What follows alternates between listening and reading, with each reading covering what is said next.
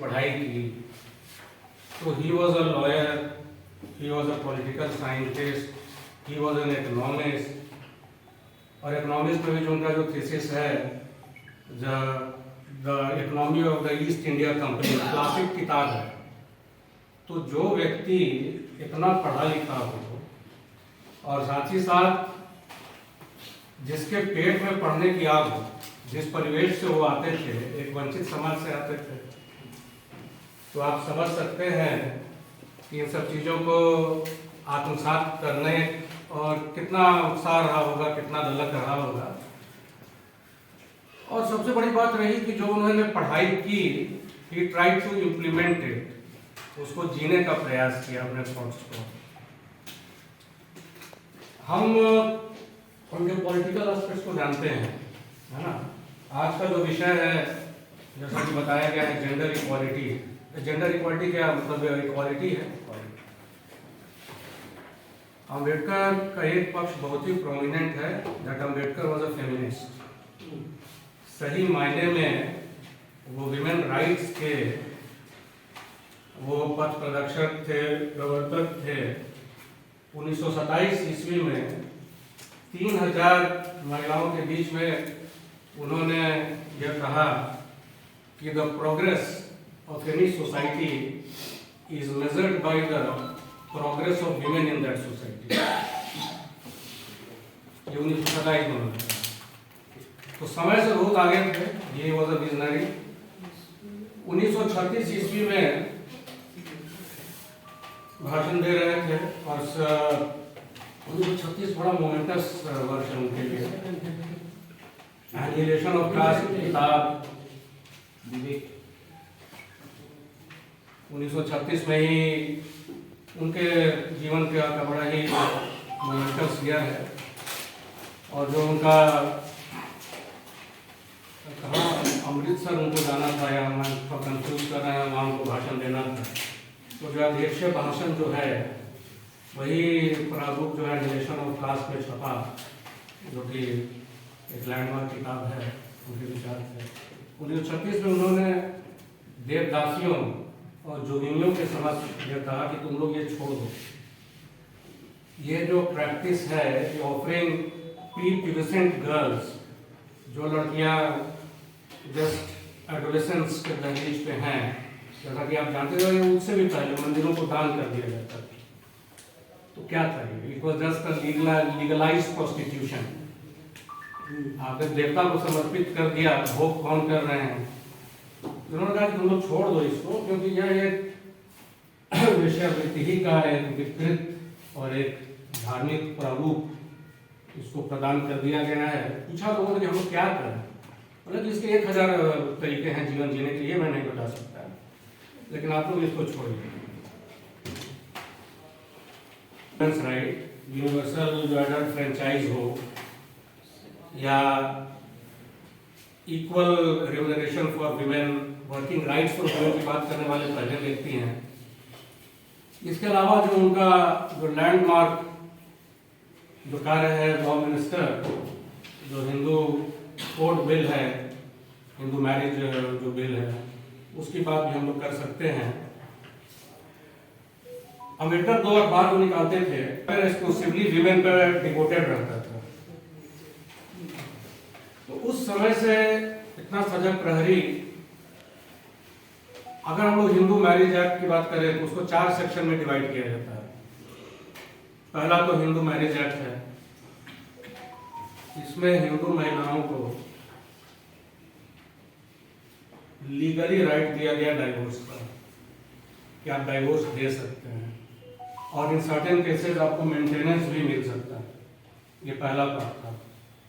दूसरा पार्ट था विमेन को राइट टू प्रॉपर्टी।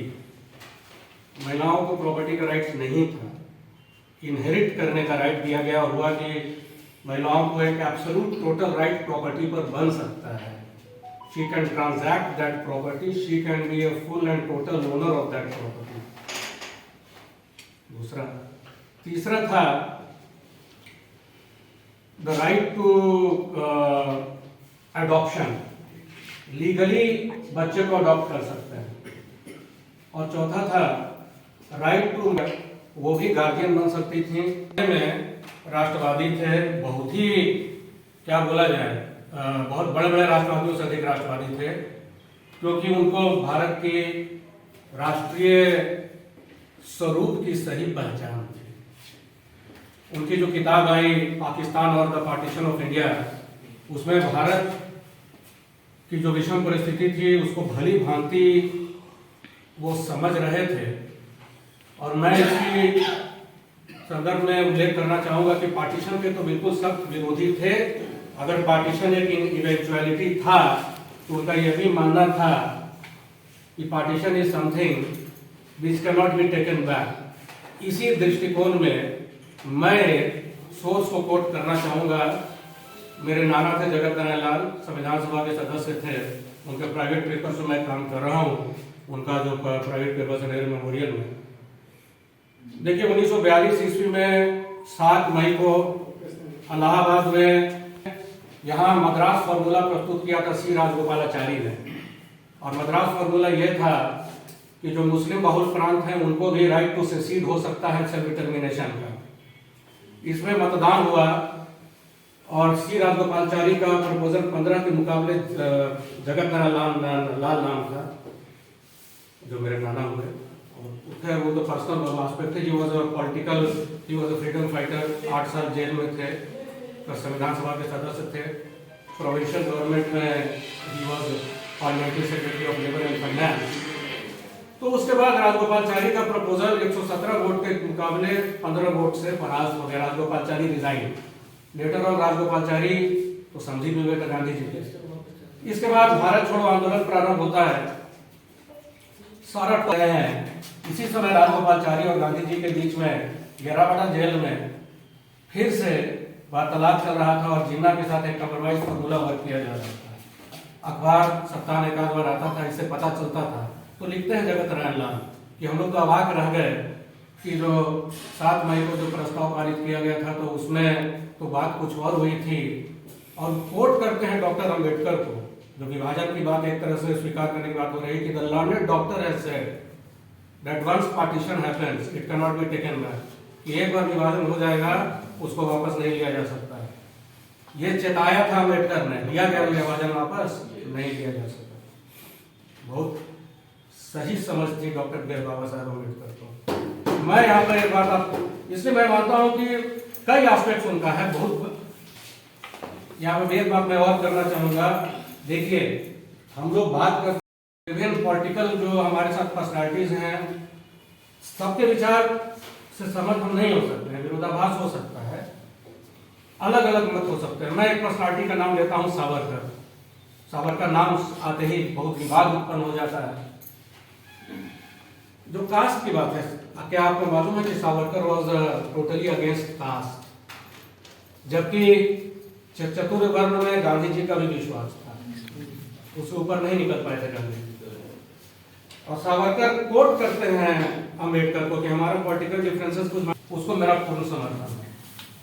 तो मैं यहाँ पे पुनः श्रद्धा सुमन अर्पित करता हूँ।